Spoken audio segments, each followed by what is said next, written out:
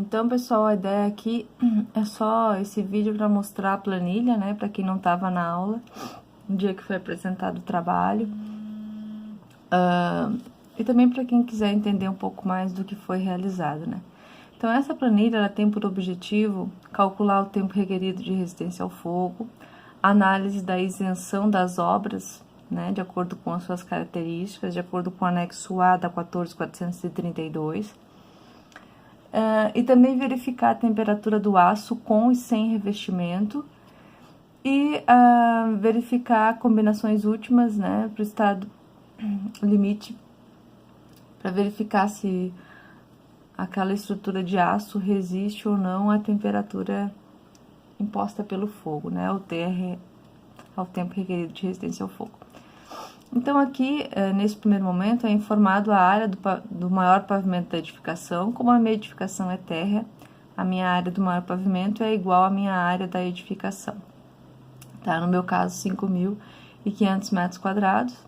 A altura da edificação é 12 metros, mas aqui eu posso alterar, né? Todas as informações eu posso alterar, né? De acordo com as minhas características. Aqui pergunta o número de pavimentos, se a cobertura tem ou não função de piso. Aqui a descrição da ocupação. Então, no meu caso, eu escolhi tratamento de madeira, porque como o meu interesse era estudar a questão do fogo, né, e obras industriais, né, então eu acabei escolhendo uma ocupação que tivesse uma carga de incêndio elevada. Isso porque, de acordo com o anexo A, na linha D, diz que se edificações térreas, né, podem ser isentas de estudo da resistência ao fogo, se a edificação for de uso industrial com carga de incêndio superior a 1.200, eu deveria estudar, tá? Então, ela tem que ser térrea e a carga de incêndio, se ela for térrea, eu poderia isentá-la ela de resistência ao fogo se ela tivesse uma carga de incêndio inferior a 1.200 graus, tá? Isso para uma edificação industrial. Então, por exemplo, se eu colocar aqui uma indústria industrial tratores, né? Ela é térrea, tem uma carga de incêndio de 300. Aqui eu só vou colocar que os ocupantes não têm restrição de mobilidade, tá? Então, eu não precisaria verificar a resistência ao fogo dessa obra. Então, industrial, um pavimento com carga de incêndio inferior a 1.200, tá? Então, como meu interesse é estudar, eu escolhi por ocupação um tratamento de madeira, para que a carga de incêndio fosse superior a 1.200, e neste caso eu preciso verificar a resistência dos elementos ao fogo, tá? Então, aqui eu escolho a ocupação. Se for cálculo de depósito, eu informo os materiais, né? Aqui já tem alguns materiais cadastrados de acordo com a norma, né? Todos esses materiais estão cadastrados, né? Todas as tabelas da 14.432 estão na planilha, né?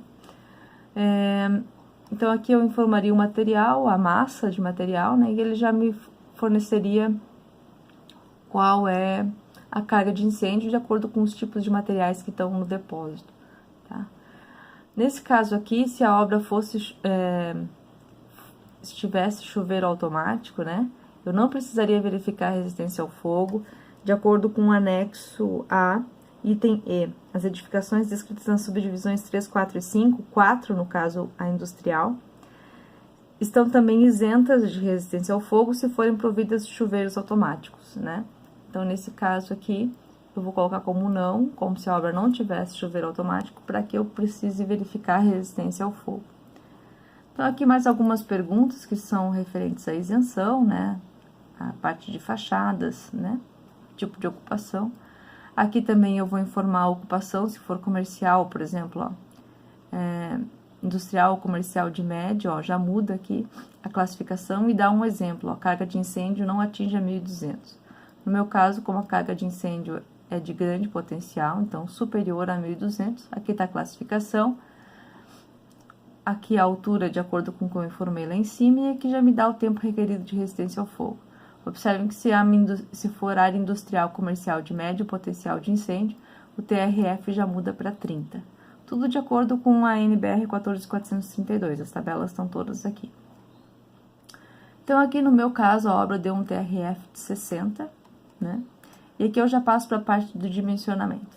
Existem métodos de dimensionamento de acordo com o artigo, né? Formas que a gente pode dimensionar.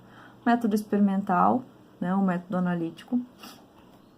Então, no primeiro momento é calculado pelo método, aqui nesse caso, comparando com a temperatura dos 550 graus, né?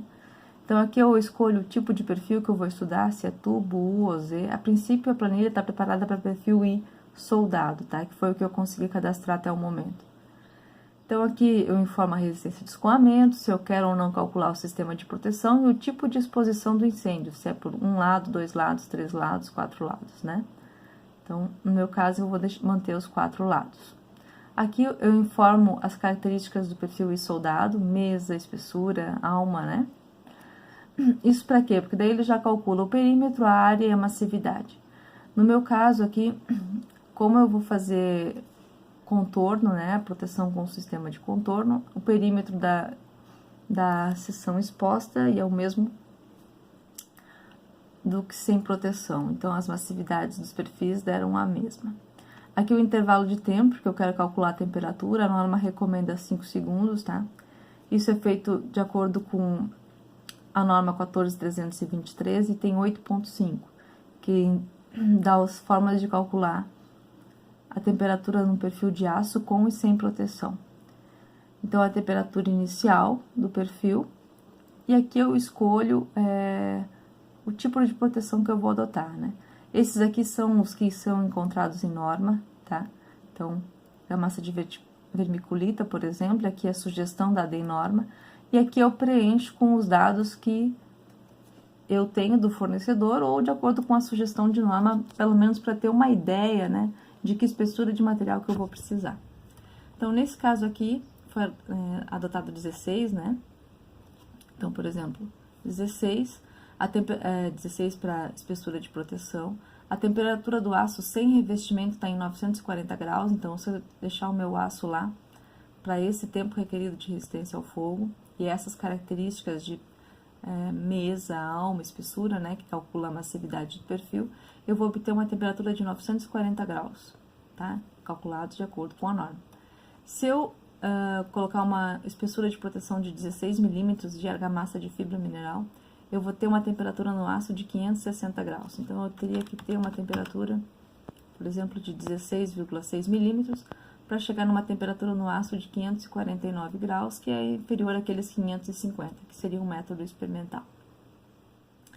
Depois, então aqui eu posso ir variando a espessura e eu vou obtendo, né, a temperatura no aço de acordo com a espessura. Eu vou deixar aqui o 16,6, que é a temperatura, que é a espessura para eu ficar abaixo desses 550. Nesse segundo momento aqui, daí já é feita a combinação, né, de ações para o estado limite útil.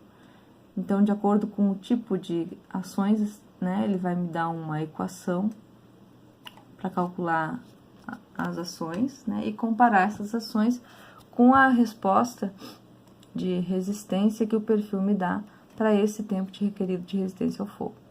Então, nesse caso aqui, essa espessura de 16,6 atende, né? Então, todas essas equações foram obtidas pela norma, né? Tudo calculado de acordo com a norma.